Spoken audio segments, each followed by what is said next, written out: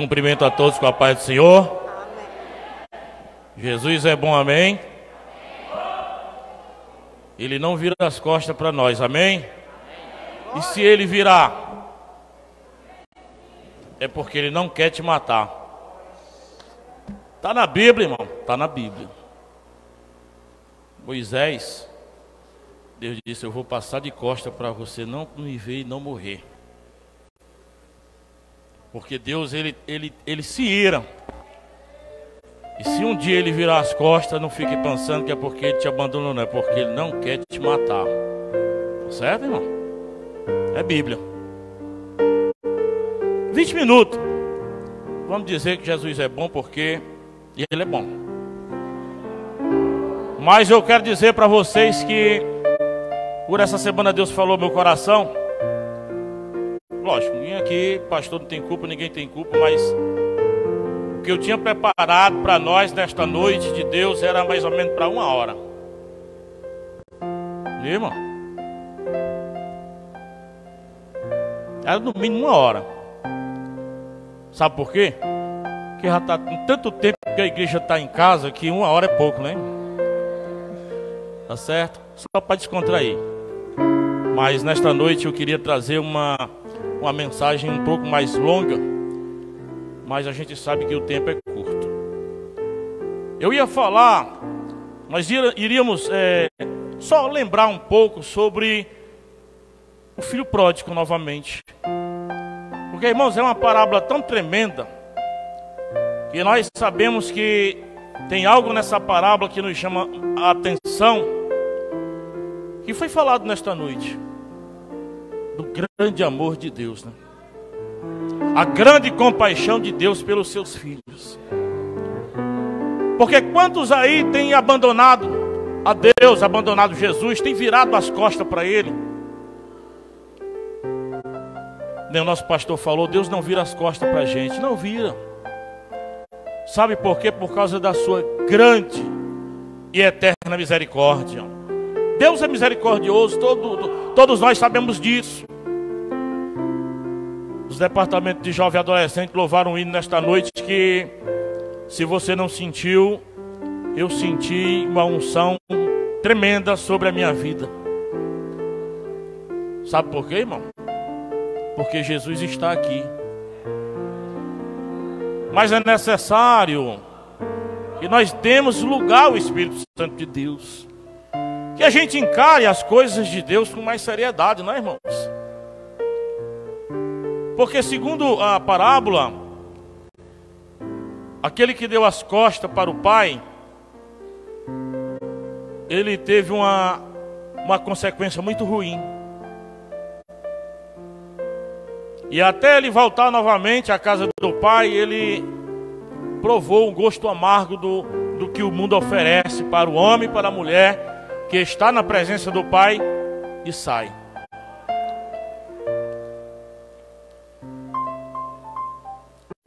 Se você soubesse o quanto tem de bom nessa parábola, você nem imagina. Porque tem tantas coisas que nós podemos extrair dessa parábola, como, por exemplo, um pai que normalmente espera o filho correr aos seus braços, e ele é quem corre para abraçar o seu filho. Se a gente for aprofundar as coisas, naquela época não era digno de um pai correr, principalmente o ancião, né? Era uma proibição que eles tinham do ancião, não podia correr. E o pai não quis saber dessa humilhação que ele estava passando, de todo mundo ver ele correndo. Sabe por quê? Porque Deus sempre está pronto para nos receber. E tem muita gente, não sei, nesta noite, ou que está assistindo este culto através dessa live, que nem imagina o quanto Deus nos ama. E essa parábola ela vai nos dizer que o nosso Deus é um Deus, ele cheio de amor e compaixão pelos seus filhos. No primeiro capítulo de João vai dizer: quão grande amor nos concedeu o Pai. Perdão, não é esse. primeiro capítulo de João. Eu até li essa semana lá no trabalho para o pessoal, que a gente traz uma palavra, uma oração para eles. Primeiro de João, que diz assim: este veio para, versículo 7, este veio para testemunho, que testificasse da luz, para que todos crescem por ele. E a Bíblia diz que ele veio para o que era seu e os seus não receberam. Logo aqui no versículo 11 do primeiro capítulo. Mas todos aqueles, enquanto recebeu deles o poder de ser chamado filhos. Nós vemos na parábola do filho pródigo, que eu vou ler uns versículos para a gente não ficar só nisso. No livro de Lucas, capítulo 15, todo mundo conhece, a partir do versículo 11. Jesus estava ali reunido com os seus discípulos, e ali estavam também os publicanos, estavam também ali fariseus, escribas. E ali Jesus pregou essa parábola, e eles ficaram atônicos, porque ele ali estava demonstrando o grande amor de Deus por nós. E nós sabemos, irmãos, que para tudo existe primeiro um planejamento. Ninguém sai da presença do Pai simplesmente por sair. Ninguém lá de fora tira ninguém da presença do Pai. Tudo nasce daqui. Às vezes nós estamos na casa de Deus, muitas das vezes nós estamos bem, e muitas das vezes desperta a vontade de provar das coisas lá de fora. Foi assim que aconteceu com o filho pródigo. Ele despertou a vontade de conhecer como era lá fora. E diz a Bíblia Sagrada que um certo homem tinha 2 filhos. E o mais moço disse ao pai: dá-me a parte da fazenda que me pertence. E aí o pai repartiu entre eles aquela fazenda. Tudo bem. Mas não aconteceu assim simplesmente. Que nem a Bíblia conta, simplesmente repartiu e ele partiu, não. Demorou-se uns dias. Ele procurou o pai, depois de ter despertado aquela vontade de conhecer o mundo. Muitas das vezes o cristão está na igreja e muitas das vezes sente que todo dia aquela coisa, sempre o culto, os louvores, pregação, e não pode mais beber, não pode mais se drogar, não pode mais pegar outras mulheres lá fora, não pode mais seguir os cursos do mundo como seguia antes. E muitas das vezes desperta novamente aquela vontade. E é aí aonde começa o plano na cabeça da pessoa. E assim foi o filho mais novo. Despertou aquela vontade de sair da presença do pai, mesmo sabendo que o pai tratava ele da melhor maneira possível. E diz a palavra de Deus que passou-se os dias. Então aqui nesse versículo de número 13, a gente começa a perceber que ainda passou alguns dias para poder o pai ajeitar tudo e dar aquela parte que pertencia a ele. E o pai assim fez, repartiu. E ele juntou tudo aquilo que ele tinha. E sabemos que Deus ele não se agrada da saída do seu filho da sua casa. Em momento algum Deus se agrada. E o pai do filho pródigo também não se agradou daquilo, mas mesmo o filho tendo desrespeitado aquela lei, aquele mandamento, o pai respeitou a sua vontade, porque Deus nos deixa livre para escolher o que a gente quer. Quer ficar na presença do pai? Nós vamos ser tratados como filhos. Quer sair? Você vai ser tratado como o mundo trata. E diz a Bíblia Sagrada que ele juntou e foi para uma terra muito distante. Isso faz me lembrar que tem muitas pessoas que quando se desviam vai procurar canto bem distante, para ninguém ver. Mas Deus vê. Não adianta, Deus vê. E tem muitos que até desrespeitam a presença do pai e às vezes se desvia e faz o que não é para fazer até perto, né? Mas a Bíblia Sagrada nos diz que ele foi e gastou tudo. É aí, irmão, aonde vem a ruína do cristão. É aí aonde vem a ruína do cristão. Porque depois que ele gastou tudo, teve uma grande fome naquela terra e ele começou a padecer necessidade, fome. É o que acontece com quem está lá fora, fora da presença do Pai. Sabe por quê? Porque quando tem o dinheiro, compra droga, compra bebida, vai para prostíbulo, vai para tudo enquanto é canto. Quando o dinheiro acaba, vem a escassez. E a escassez, irmão, é falta de mulher, falta de droga, falta de bebida, falta de tudo que ele precisa para manter o seu prazer carnal. Mas na casa do Senhor, isso tudo é preenchido pela presença do Pai, né? Porque aqui você tem a presença de Deus através dos louvores, através da comunhão, através da harmonia, da união entre os irmãos. E diz a Bíblia Sagrada que ele sentiu tanta fome que ele se obrigou a procurar um lugar para ver se ele pelo menos matava sua fome ou tinha algum canto para ficar. E diz a Bíblia que ele conseguiu ali achar um cidadão naquela terra, e esse cidadão colocou ele para cuidar de porcos. E biblicamente falando, o livro de Levítico vai falar que judeu, ele era proibido tocar em porcos. E aí o que fazer? E ele teve que se submeter a fazer isso, quebrando a lei, quebrando o mandamento. E é o que acontece com quem está lá fora, não respeita nada, porque não enxerga, porque está cego, porque está necessitado, e muitas das vezes transgride tudo. E a Bíblia Sagrada nos conta, e ele sentiu até vontade de comer daquelas bolotas, né? Que era a comida que era dada para os porcos, né? E hoje chama de lavagem. E diz a Bíblia Sagrada que ele não aguentou.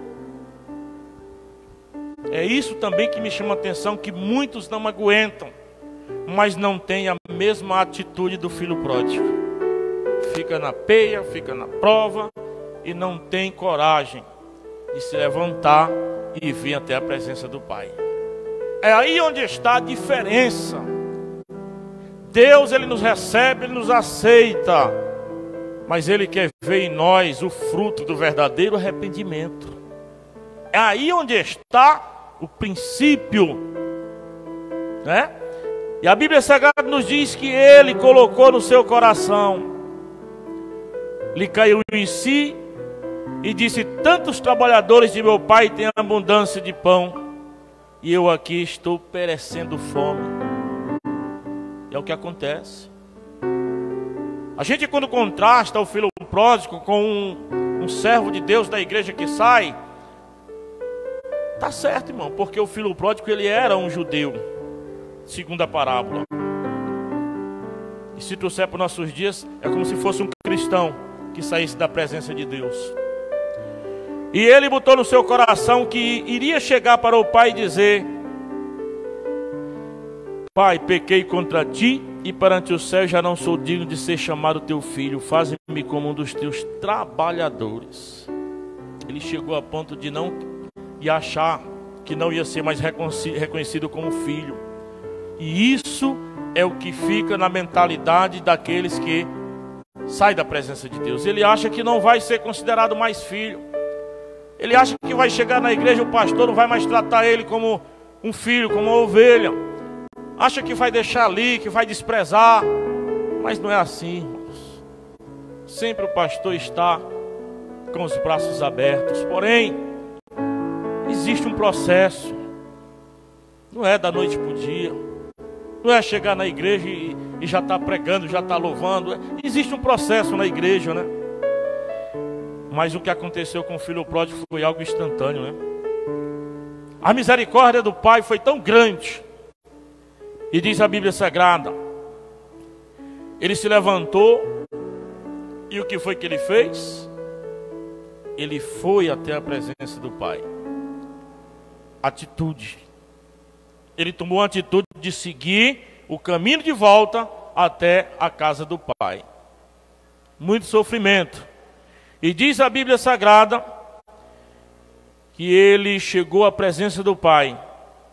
E o pai, ele viu ele de longe, se levantou, correu, lançou-se ao seu pescoço e beijou seu filho. Isso é sinal de compaixão. Isso é sinal de amor. Porque se for trazer para nós, quem daqui sai daqui quando tem uma pessoa distanciada que se reconciliou? Quantos aqui abraça quando se reconcilia? Poucos, né? Mas a Bíblia diz que é para haver festa. A Bíblia diz que todos são para se alegrar. E tem muita gente que muitas das vezes não se alegra. Eu não vou nem contar o que o filho mais velho fez, né? Eu não vou nem contar que na igreja muitas das vezes tem filho mais velho, né? E a Bíblia Sagrada diz, vai dar tempo, irmão, vai dar tempo. E ele se levantou e correu até o filho, e ali ele se moveu de íntima compaixão e lançou-se ao pescoço e beijou. E o filho disse: Pai, pequei contra o céu e perante ti, já não sou digno de ser chamado teu filho. Agora, eu não sei se quem leu essa parábola percebeu que tem alguma coisa diferente quando ele fala com seu pai, citando tudo o que ele falou quando ele ia se levantar. Tem um trecho que ele não falou, no final do versículo, quando ele falou. Porque aqui, quando ele se levanta, ele diz que ia falar para o pai que tratasse ele como um dos seus empregados, não foi? Mas quando ele está aqui falando com o pai dele, ele não fala essa passagem. Ele chega só até o momento em que ele diz: pequei contra ti, perante Deus e perante ti já não sou digno de ser chamado teu filho. Reconhecimento de que nós realmente pecamos contra Deus. Tem que ter reconhecimento. E muita gente não tem esse reconhecimento. Muitas das pessoas saem da presença do Pai. E alguns pregadores até dizem, tem muitas pessoas que saem da presença do Pai, mas ainda está dentro da igreja. E precisa fazer um conserto de retorno para o Pai. Eu quero fazer uma pergunta para você nesta noite. Em qual filho você se identifica? O filho mais novo ou o filho mais velho? Fica para você, fica para mim. Qual filho nós se identifica mais? Será que nós realmente estamos na presença do Pai? Ou será que alguma coisa lá fora tem nos tirado essa atenção? Tem feito nós desviar essa atenção? Tem nos tirado da presença do Pai? A parábola do filho pródigo é uma parábola que conta que ele saiu realmente, foi para uma terra longínqua. Mas espiritualmente falando, muitas das vezes nós estamos dentro da casa do Pai, mas estamos bem distantes. Porque muitas das vezes os nossos pensamentos estão longe. A própria Bíblia diz que muitas das vezes os nossos lábios louvam a Deus, mas o coração está distante dele. Está na Bíblia. E nós sabemos que estamos passando por um período também de escassez no nosso país. Muita gente está retornando à presença do Pai, mas muita gente ainda está brincando. E foi cantado nesta noite o hino do juízo final. E muita gente está perdendo a salvação porque não está retornando a tempo. Filho pródigo teve sorte.